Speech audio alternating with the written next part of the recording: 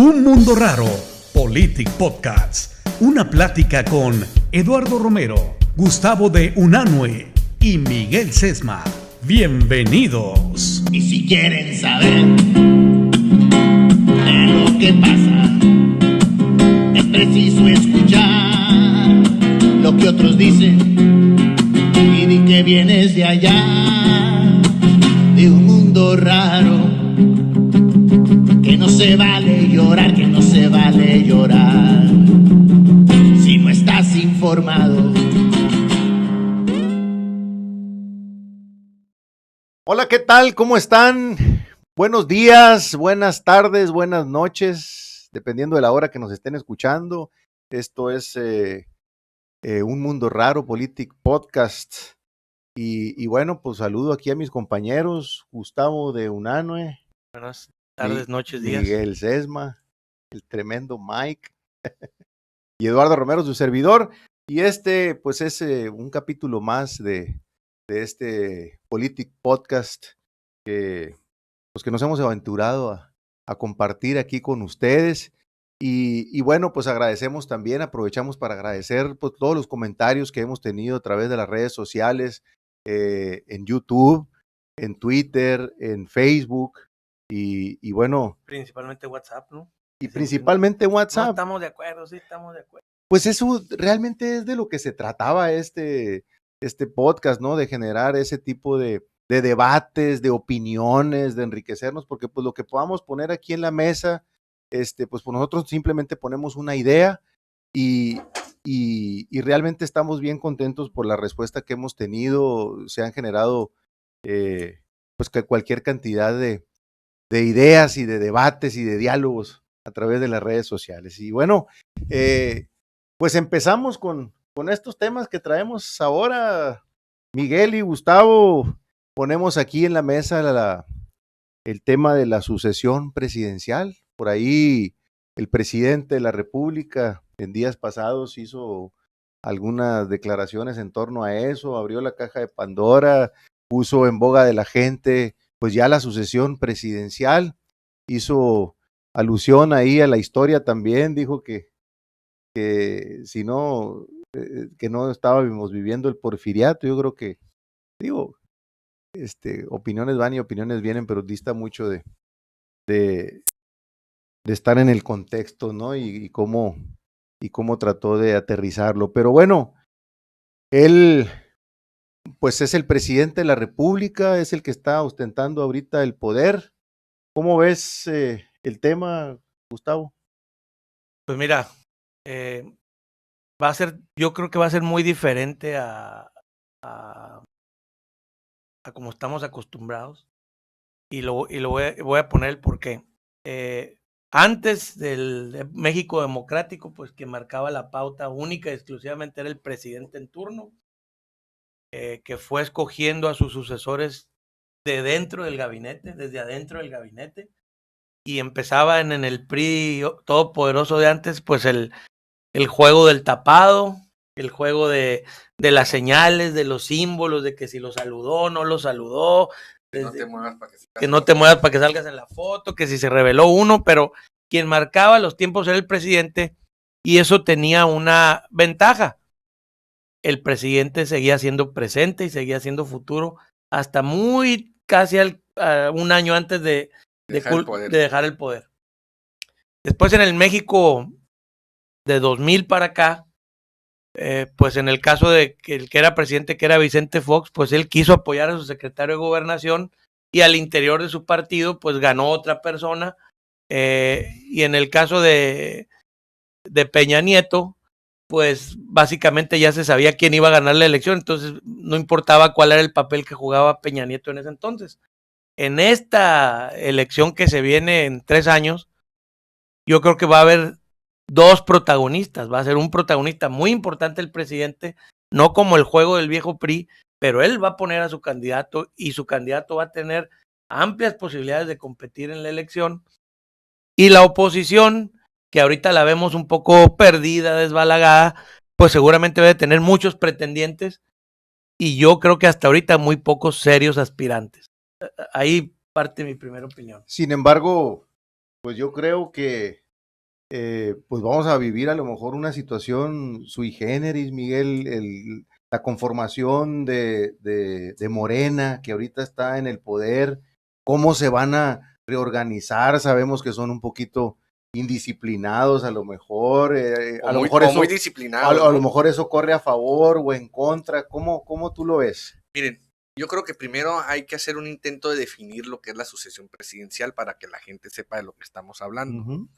Este término nos evoca a un proceso de transmisión del poder unipersonal y del grupo político que acompaña a esta persona en los sistemas políticos, en este caso en este sistema presidencialista, cada 6 años, en el caso de la presidencia, de las gobernaturas, cada 3 años en caso de las presidencias municipales, se inicia por lo general con un año y medio de anticipación, en el caso de la presidencial por lo general es a los 2 años, este proceso que se llama la sucesión presidencial, que es un juego político cuyo primer acto de esta obra de teatro, porque así hay que verlo, pues son los zipizapes, los adelantados, las manifestaciones que se dan hacia Los adentro, autodestapados. los autodestapes que se dan hacia adentro de los partidos.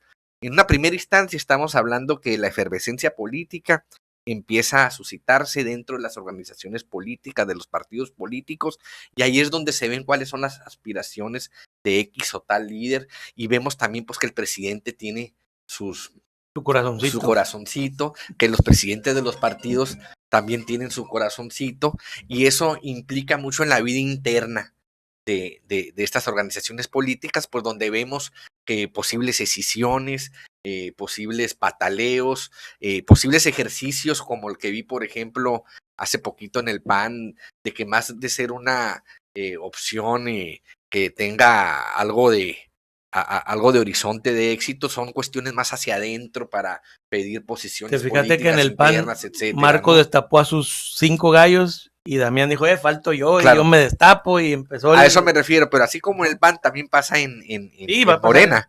Ahorita nos vamos a referir prácticamente. ¿Pone el presidente la pauta en este tema o ya se venía gestando? Mira, para que la gente nos entienda, vamos a referirnos a dos grandes fuerzas políticas, que es la de Morena y sus aliados, y la de la oposición y sus alianzas, que es PRI, PAN, PRD y MC, lo dejamos en aparte, porque no sabemos si va a ser congruente con lo que ha pregonado o va a terminar en esta alianza de Va por México, ¿no?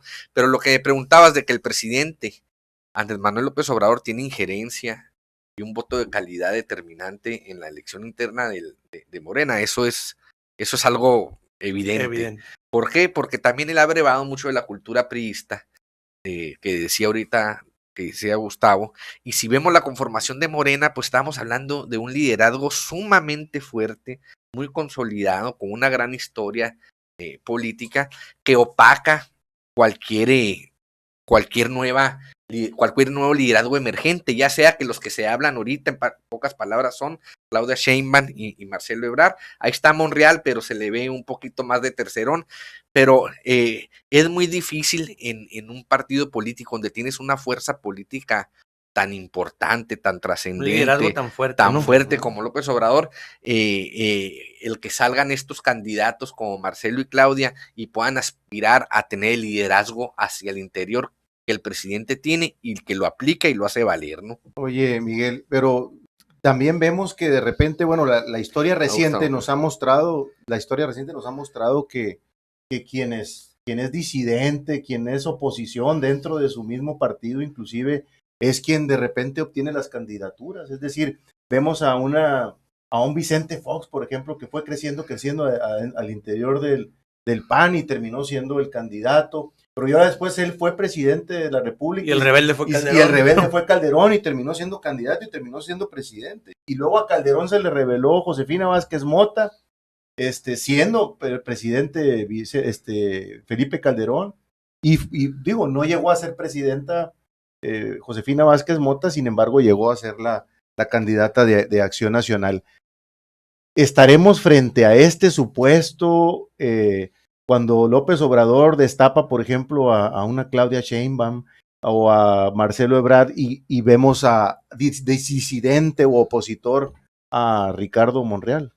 Yo creo que a pesar a pesar del liderazgo fuerte de López Obrador, como bien dice Miguel, que es un liderazgo absorbente, fuerte, influyente, etcétera, sí va a haber un riesgo de fractura en Morena no por si elige A o B el presidente, sino la forma en que procese la decisión. Todo pareciera indicar que va a ser una decisión muy firme, muy determinante, muy unilateral. Si es así, hay un riesgo de fractura en Morena, yo creo. En el caso de la oposición, ahorita yo decía que hay muchos pretendientes. Si nos vamos a lo que dicen las matemáticas, porque a final de cuentas todo mundo puede querer ser, pero no todos van a poder ser. El nombre de Colosio es el que sale muy por encima de casi todos. Los que destapó Marco Cortés en el lado del PAN, que fue Krill, que fue Los gobernadores. Que fue Lili Telles, que también es alguien que hace ruido, al menos en un sector de la población. Tú ves las encuestas y el nombre por su historia, por el nombre del papá, por lo que ustedes gusten y manden, es el de Colosio. Y ahorita decía algo Miguel importante. ¿Entrará MC en esa jugada de toda la oposición contra Morena? ¿O MC va a ser igual que MC de la elección anterior, que dijo: conservo mi identidad, conservo mi marca, mis postulados, mi identidad, y me voy con un candidato propio? Ahorita yo veo a MC con la posibilidad de tener un candidato propio. Si no es Colosio, puede ser algún gobernador, o alguna alianza que pueda tejer, pero desde su marca. Y veo al PRI, por ejemplo, desfondado, pero no solo eso. No le ves figuras. Si llegara a ser Colosio el candidato, la marca PRI no puede ir con MC. Pues. La marca PRI queda un poco huérfana en este tema de las alianzas. Que aquí no hay huérfanos, ¿no? Porque todos, van a buscar todos se encuentran o encontramos algún refugio político, ¿no? Sí, es correcto.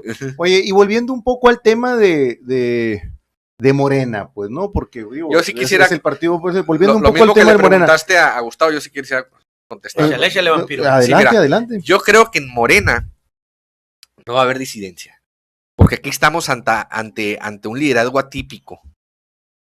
Morena y AMLO son la misma cosa, en el sentido de que la popularidad de Morena está anclada, está atornillada en la popularidad de AMLO. Entonces yo veo muy difícil que el que no sea agraciado con el dedo presidencial le vaya a hacer algún movimiento interno o vaya a querer migrar y vaya a tener seguidores. Porque una cosa es que quieran emigrar a otro barco y que se lleven a toda la tripulación, por así decirlo.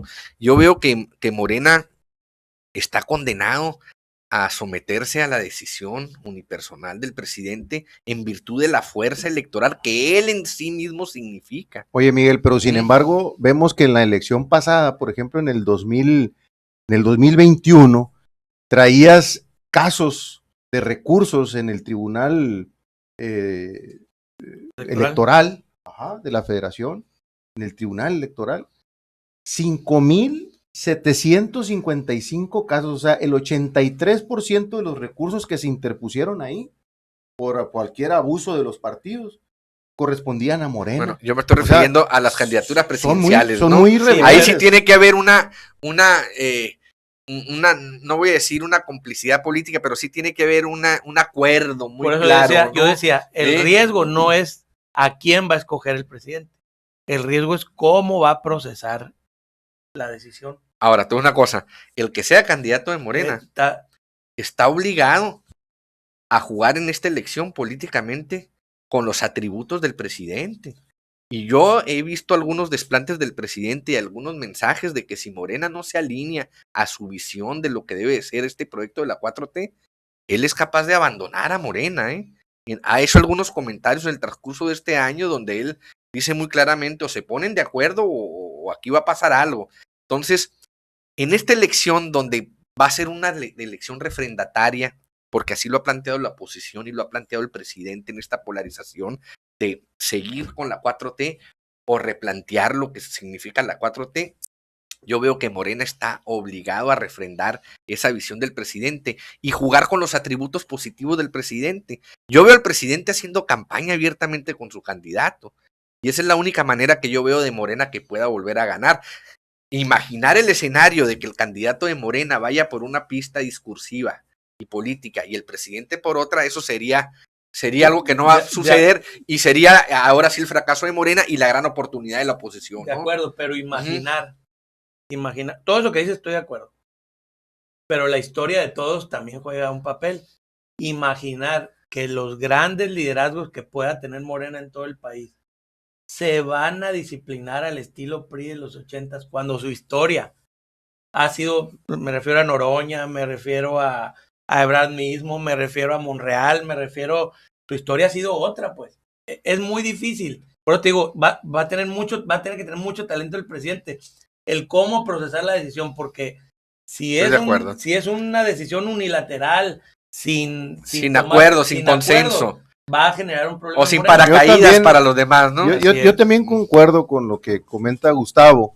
Es decir, tenemos o vemos desde lejos, ¿no? O de fuera, como le quieras llamar, a un Morena aguerrido que se conforma, tiene diferentes tipos de conformación, priistas, panistas, morenistas orgánicos, ¿no? Es decir, personas que han estado siempre en la izquierda. Sí. Está conformado por múltiples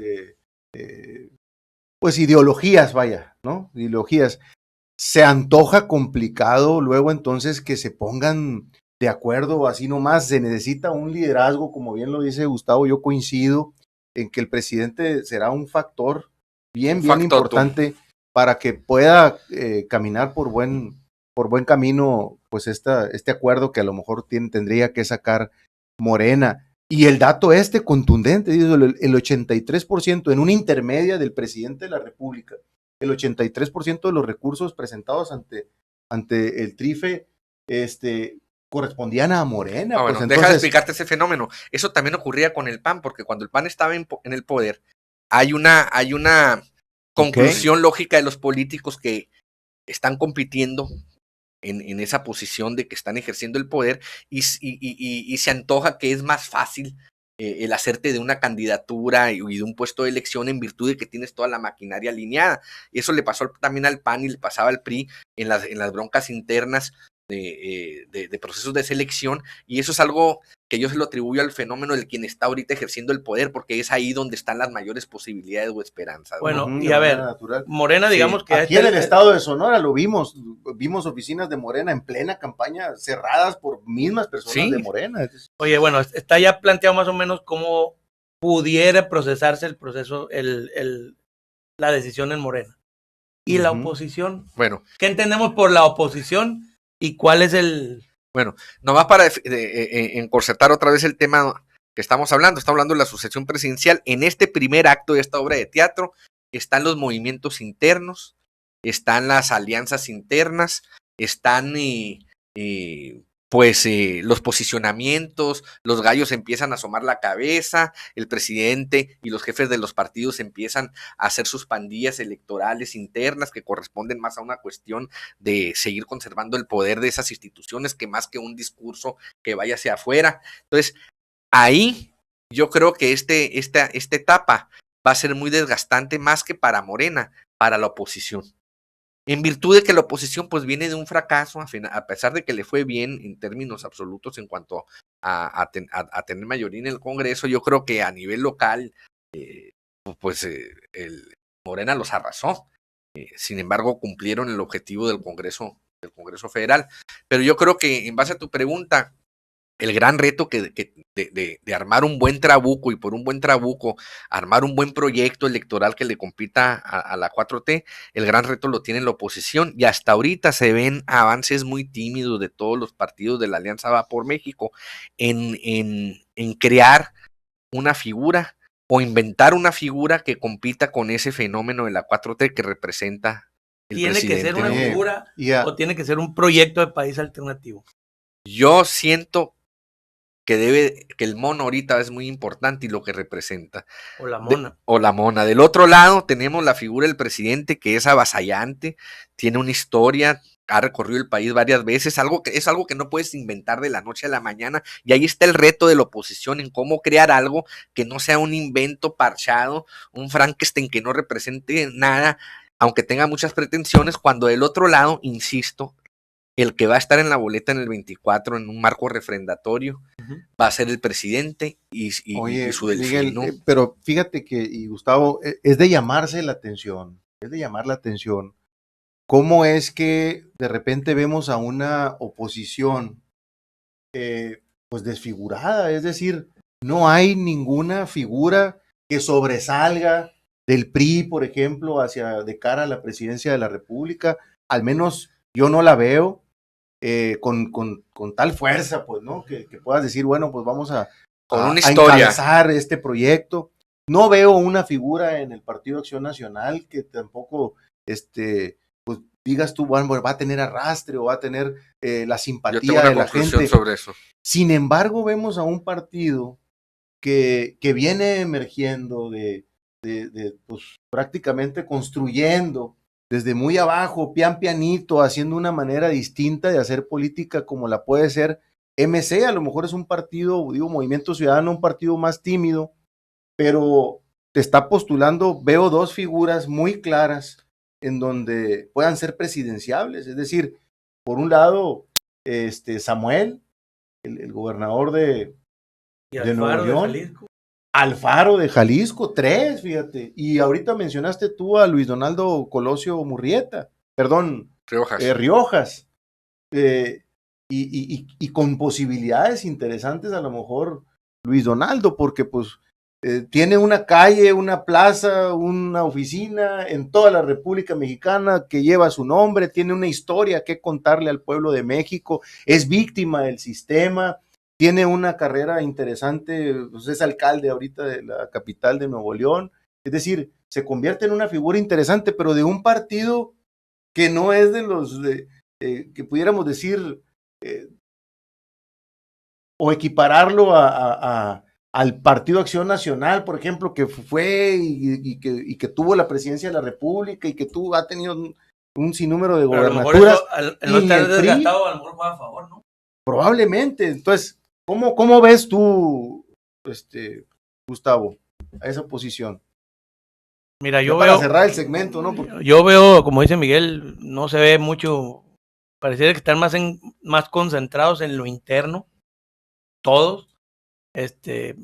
Cuidar los centavos en vez de los pesos. Cuidar los centavos en vez de los pesos. Nadie se ha sentado, o no sabemos, pues no se percibe. Lo que se ve en este primer acto. Lo que se ve, nadie está buscando la construcción de un proyecto de nación. No se ve. Puede ser que sí lo estén haciendo, pero no lo sabemos.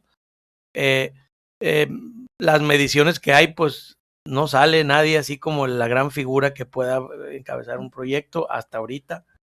Y hay intenciones personales. En el PRI creo que hay el hijo de Miguel de la Madrid, anda haciendo su... Sí, Enrique de la Madrid. Enrique de la Madrid, pues Colosio ya decíamos sale en las encuestas, Alfaro dijo que quería, Marco Cortés salió destapando a Santiago Krill y a no sé quiénes, Damián Cepeda dijo yo quiero, pero eso lo que denota es que cada quien anda por su lado, pues, ¿no? Uh-huh. Y eso es lo que se ve desde afuera. Bien, pues yo creo que... Cerramos el segmento. Cerramos el segmento. Esto fue Un Mundo Raro, Politic Podcasts, con Eduardo Romero, Gustavo de Unanue y Miguel Sesma. Gracias por acompañarnos. Los invitamos a seguirnos en nuestras redes sociales, Facebook y YouTube, Un Mundo Raro Politic Podcasts, y en Twitter, @Un Mundo Raro PPC. Y si quieren saber de lo que pasa, es preciso escuchar lo que otros dicen y di que vienes de allá, de un mundo raro, que no se vale llorar, si no estás informado.